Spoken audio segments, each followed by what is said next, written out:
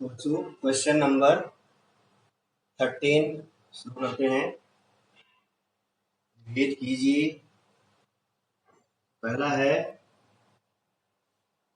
उत्तर बताना है इसमें बीज पत्राधार और बीज पत्रोपरिक।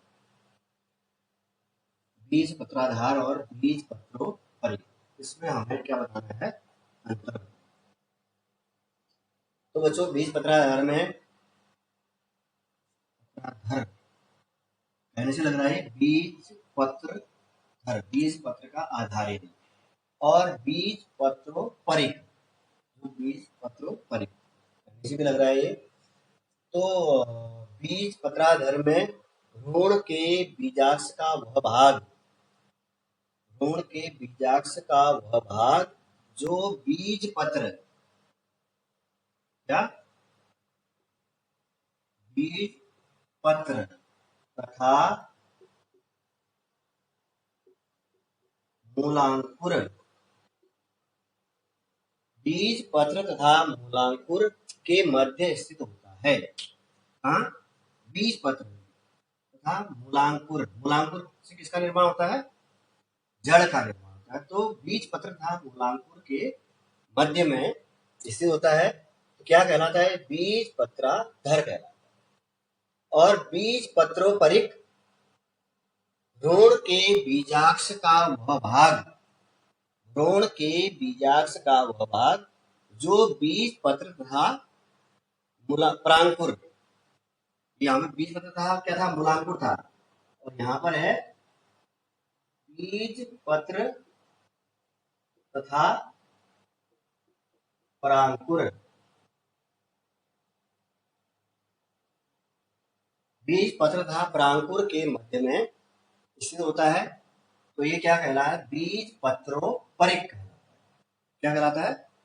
बीज पत्रोपरिक। अब दूसरा अंतर है बीज पत्राधर में, बीज के अंकुरण के समय बीज पत्राधर में तीव्र वृद्धि के कारण, इसमें बीज अंकुरण के समय बीज पत्राधर में तीव्र वृद्धि के कारण बीज पत्र मृदा के ऊपर उठ जाते हैं। उठ जाते हैं, बीज पत्र मृदा के ऊपर उठ जाते हैं। जैसे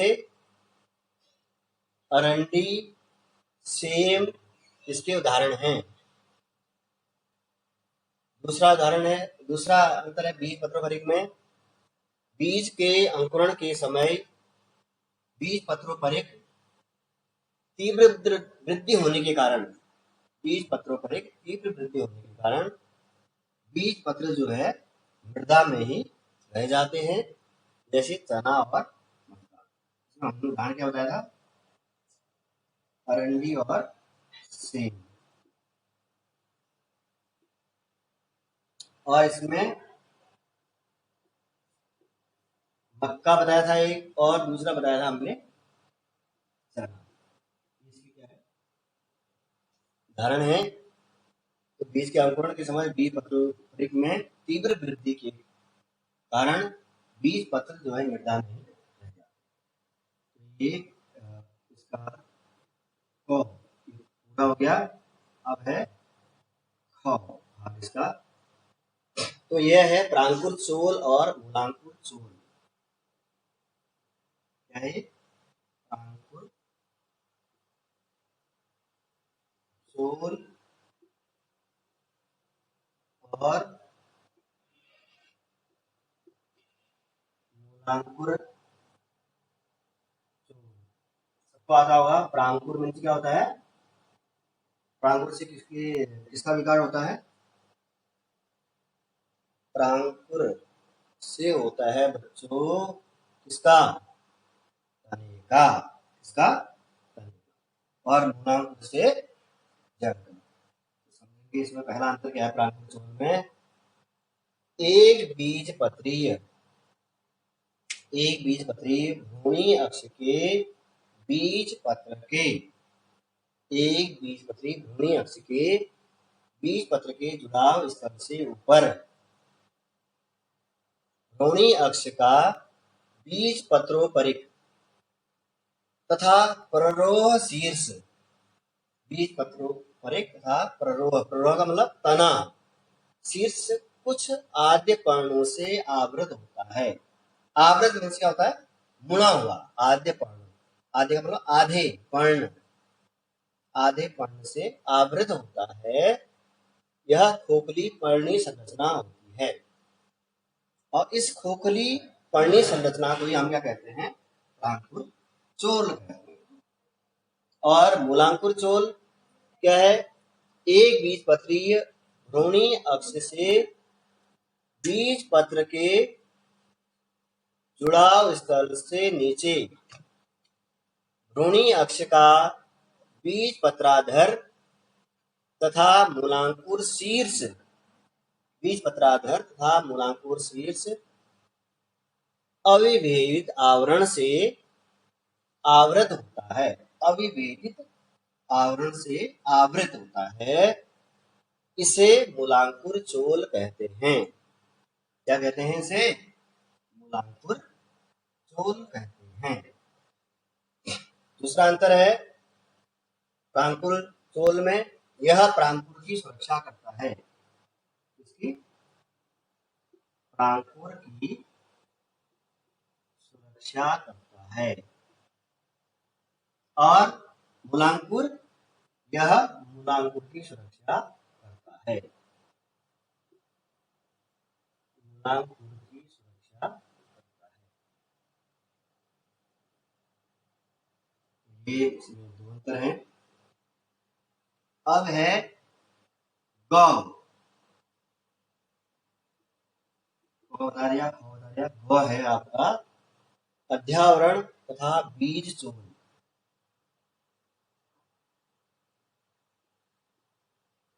अध्यावरण तथा बीज चोल। बोर्ड एग्जाम में 2-2 नंबर के क्वेश्चन है ये, हालांकि मत लेना इनको। अध्यावरण में एंड सीड कवर। तो बच्चों अध्यावरण क्या है? बीजांड, बीजांड द्वार को छोड़कर चारों ओर से एक या दो, बीजांड, बीजांड द्वार को छोड़कर चारों ओर से एक या दो आवरण से घिरा होता है। एक या दो आवरण से घिरा होता है, जिसे क्या कहते हैं? अध्यावरण कहते हैं। और यह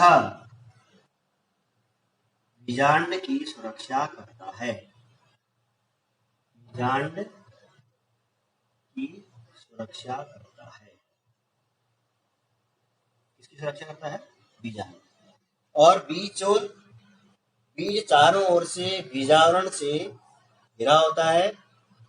यह सामान्यतया दो परतों से घिरा होता है, यानी यह सामान्यतः दो परतों का बना होता है। तो बाह्य आवरण दृढ़, बाह्य आवरण कैसा होता है? दृढ़ एवं सुरक्षात्मक आवरण होता है। दृढ़ एवं सुरक्षात्मक आवरण होता है। इसे क्या कहते हैं? दृढ़ एवं सुरक्षात्मक आवरण को बीज चोल कहते हैं। और आंतरिक स्तर पतला होता है। इसका जो होता है बीज चोल का आंतरिक स्तर पतला होता है। इसे क्या कहते हैं हम? अंतः कवच कहते हैं। क्या कहते हैं बच्चों? अंतः कवच कहते हैं। तो ये दो भाग भी इसका पूरा होता है। अब है इसका घ भाग, घ।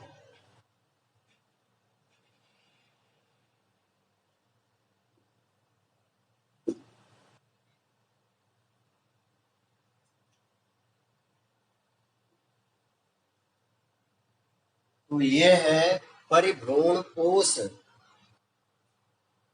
परि चारों ओर से भ्रूण कोश, भ्रूण का को पोषण प्रदान करता है भ्रूण कोश। और दूसरा है परिभ्रूण कोश और फल भित्ति,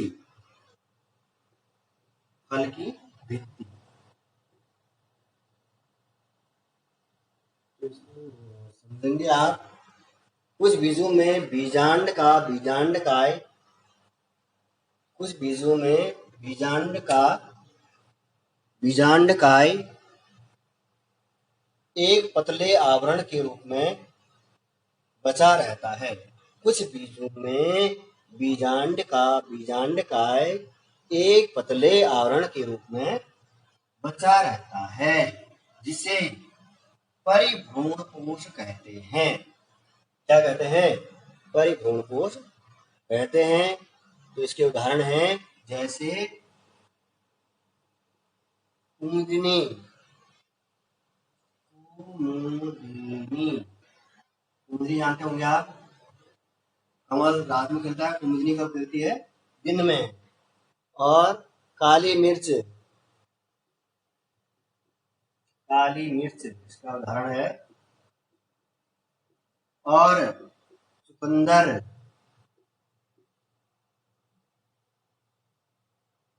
क्या करता है? हमारे रक्त का शोधन का काम करता है, खून को साफ करने का कार्य करता है। अब फल भित्ति में समझेंगे। निषेचन के पश्चात बीज तथा अंडाशय से फल भित्ति का निर्माण होता है। बीज था इससे अंडाशय से फल भित्ति का निर्माण होता है। बीज तथा फल भित्ति मिलकर, बीज तथा फल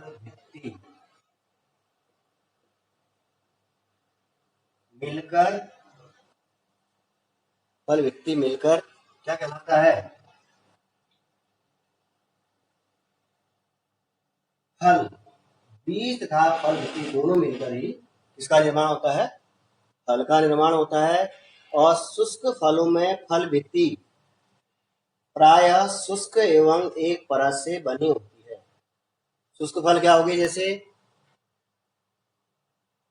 खजूर, काजू, अखरोट, बादाम, ये सब क्या हो गए? शुष्क फल हो गए। जबकि सरस फलों में यह मांसल तथा 3 परतों से बनी होती है। सरस फल यानी रसदार फल, मौसमी, संतरा, नींबू, आम, ये सब क्या हो गए? सरस फल के उदाहरण है। बीज तथा फल भित्ति मिलकर क्या बनाती है? फल बनाती है। और शुष्क फलों में फल भित्ति प्रायः शुष्क एक परत की बनी होती है। और सरस फलों में यह मांसल तथा 3 परतों से बनी होती है। कितनी परतों से बनी होती है? 3 परतों से बनी होती है। तो बच्चों, ये चारों के चारों जो अंतर हैं, क्या है? ये 2 नंबर में बोर्ड एग्जाम में आ सकते हैं। इसमें बोर्ड एग्जाम। अब अगला प्रश्न है,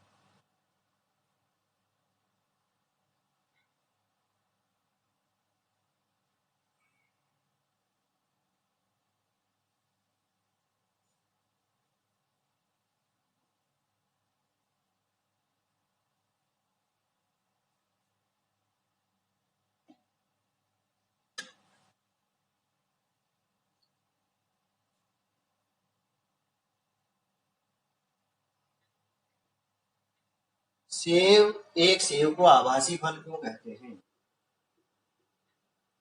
एक सेव को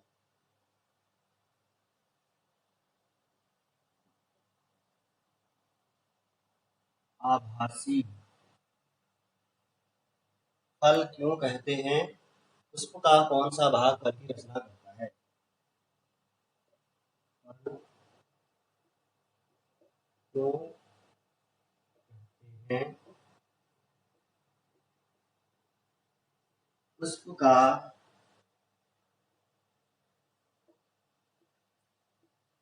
कौन सा भाग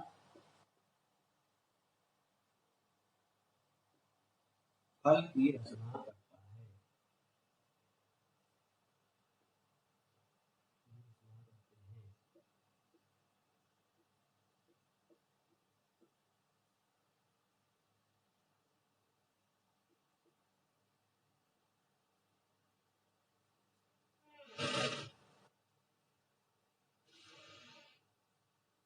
तो सबसे पहले हम इसमें फिगर बनाएंगे, उसके द्वारा फिर समझेंगे आप।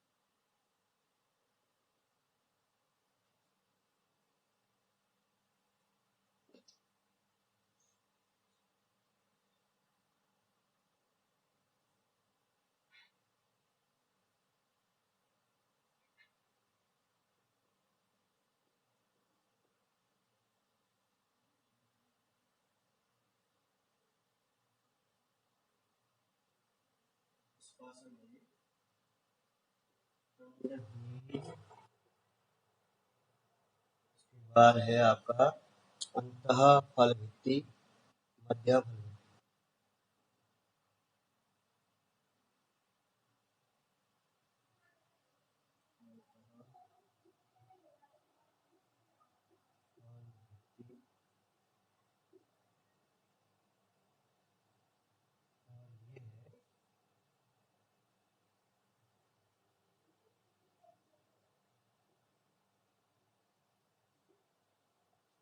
मध्य फल भित्ति।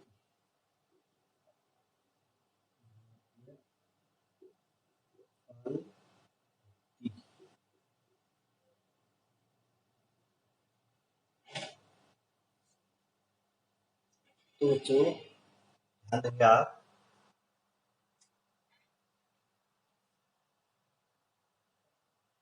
पुष्प के अंडाशय से विकसित होने वाले फल, पुष्प के अंडाशय से विकसित होने वाले फल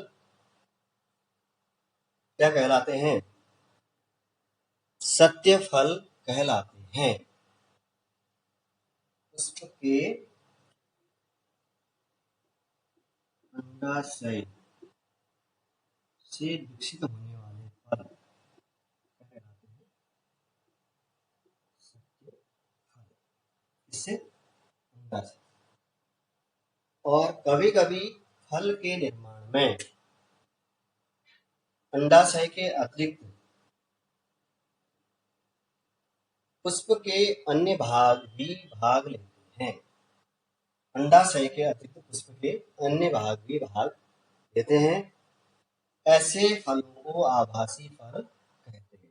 तो इसमें देख रहे होंगे आप, ये सेब की ये नंबर कार्ड है, तो इसमें देख रहे होंगे आप, सेब क्या है? आभासी फल है। सेब क्या मान रहे हैं हम इसको? आभासी फल। तो इसमें अंडाशय के अतिरिक्त अंड बीज का देख होंगे, पुष्पासन भी इसमें भाग लेता है। पुष्पासन के भाग लेने के कारण भी इसे क्या कहते हैं हम? आभासी फल। यानी कि जिस फल में अंडाशय के अतिरिक्त पुष्पासन या पुष्प के अन्य भाग भी भाग लेते हैं, ऐसे फल को हम क्या कहते हैं? आभासी फल कहते हैं। और जिसमें केवल अंडाशय भाग लेता है उसे हम क्या कहेंगे? सत्य फल कहेंगे। क्या कहेंगे उसे हम? सत्य फल कहते हैं। तो बच्चों ये प्रश्न पूरा हो गया। यहाँ पर अगला है प्रश्न, विपुंसन से क्या तात्पर्य है? क्वेश्चन नंबर 14, विपुंसन,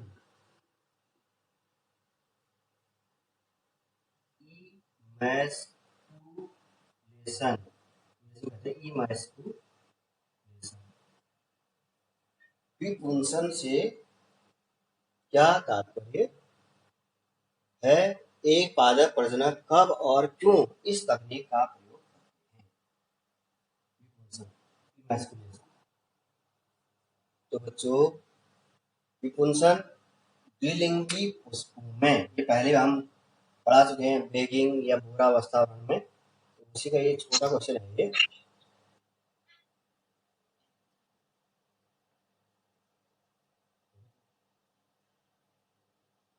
द्विलिंगी पुष्पों में पराग प्रस्फुटन से पूर्व तब पराग प्रस्फुटन, पराग प्रस्फुटन से पूर्व, द्विलिंगी पुष्पों में पराग प्रस्फुटन से पूर्व पुष्प कलिका से चिमटी की सहायता से, किसकी सहायता से? चिमटी की सहायता से पराग कोष को पृथक करना। चिमटी की सहायता से पराग कोष को पृथक करना क्या कहलाता है? विपुंसन कहलाता है। द्विलिंगी पुष्पों में पराग प्रस्फुटन से पूर्व पुष्प कलिका से चिमटी की सहायता से पराग कोष को पृथक करना कहलाता है विपुंसन, इमैस्कुलेशन। तो पादप प्रजनक इस तकनीक का उपयोग कृत्रिम संकरीकरण के लिए करते हैं। किसके लिए करते हैं इस तकनीक का प्रयोग? कृत्रिम संकरीकरण, आर्टिफिशियल हाइब्रिडाइजेशन, आर्टिफिशियल हाइब्रिडाइजेशन कृत्रिम संकरीकरण के लिए इसका प्रयोग करते हैं। विपुंसन तथा बोरावस्थ तकनीक बैगिंग द्वारा,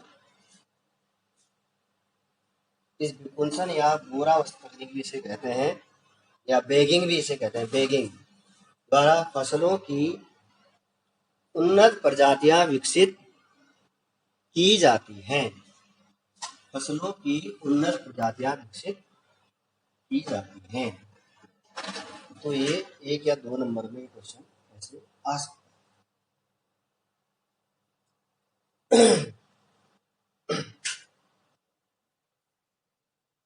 अब क्वेश्चन नंबर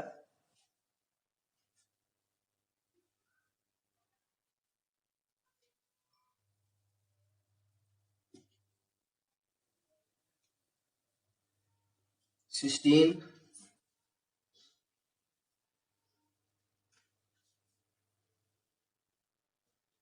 यदि कोई व्यक्ति वृद्धि कारकों का प्रयोग करते हुए,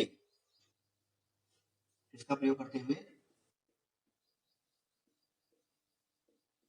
वृद्धि कारक। ये वृद्धि कारक क्या है? यानी कि पादप हार्मोन। वृद्धि कारक क्या है पौधों में? पादप हार्मोन है। इनका प्रयोग करते हुए अनिषेक जनन, किसको? अनिषेक जनन, पार्थेनोजेनेसिस, क्या कहते हैं इसे? पार्थेनोजेनेसिस अनिषेक जनन को प्रेरित करता है। वृद्धि कारकों का प्रयोग करते हुए अनिषेक जनन को प्रेरित करता है। तो आप प्रेरित अनिषेक जनन के लिए कौन सा फल चुनते हैं और क्यों? तो बच्चों, निषेचन के फलस्वरूप बीज युक्त फल बनते हैं। निषेचन के फलस्वरूप क्या बनते हैं? जब निषेचन की क्रिया होती है पादप में तो बीज युक्त फल बनते हैं और अनेक प्रजातियों में बिना निषेचन के फल बन जाते हैं और ये फल बीज रहित होते हैं। बिना निषेचन के फल बन जाते हैं और ये बीज रहित होते हैं। जैसे आपने दैनिक जीवन में देखा होगा, केला बीज रहित फल है ये, और अंगूर ये भी क्या है? बीज रहित फल है। तो बच्चों, इन फलों को अनिषेक फलनीय फल कहते हैं। अनिषेक फलनीय फल, और इस प्रक्रिया को क्या कहते हैं? अनिषेक जनन कहते हैं, पार्थेनोजेनेसिस कहते हैं। आजकल कौन सी वृद्धि नियामक हार्मोन? ऑक्सिन और जिबरेलिन, ऑक्सिन और जिबरेलिन,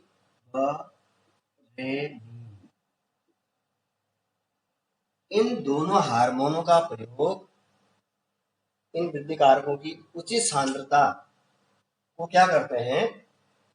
पुष्पों के ऊपर छिड़कते हैं। ऑक्सिन को भी और जिबरेलिन को भी क्या करते हैं? पुष्पों के ऊपर छिड़कने से बीज रहित फल प्राप्त किए जाते हैं।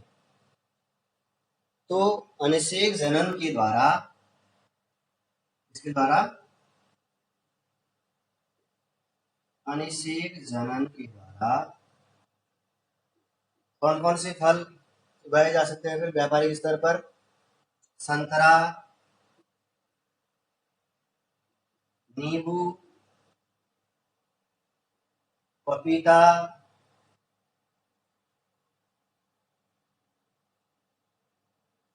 टमाटर, आम, अनानास, इन फलों को आदि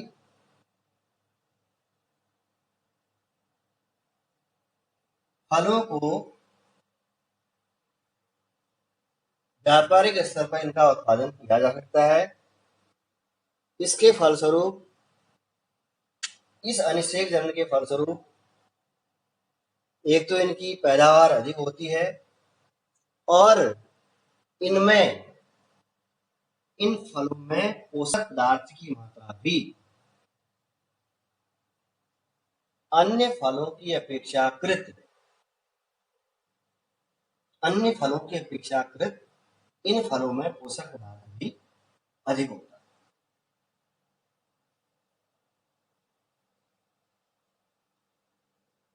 तो ये आज क्वेश्चन थे 13, 14, 15, 16। तो इन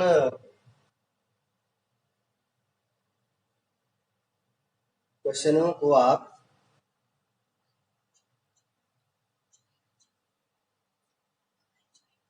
हाँ तो बच्चों ये आप दोबारा ज्वाइन हो जाएंगे, एक बार मैं और आप लोगों को थोड़ा ये समझा दूंगा।